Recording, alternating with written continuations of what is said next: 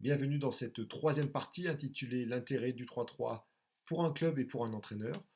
Cette partie est prévue pour une durée d'environ 30 minutes. Dans cette partie, vous retrouverez trois temps forts. D'abord, dans un premier temps, quelles sont les opportunités pour un club de se lancer dans le 3-3.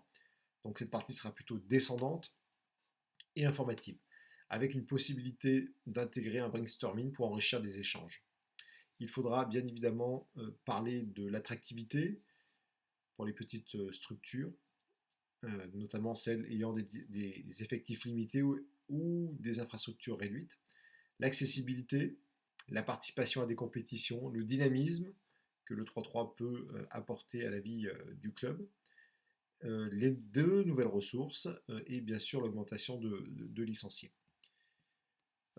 Le deuxième temps de cette partie sera les avantages pour les entraîneurs de mettre en place du 3-3 pendant leur entraînement.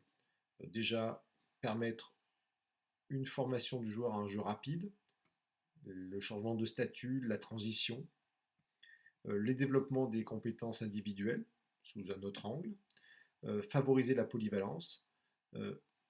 Par rapport à l'entraîneur, avoir moins de joueurs encadrés peut être aussi un atout pour les jeunes entraîneurs ou débutants pour une gestion simplifiée de groupe.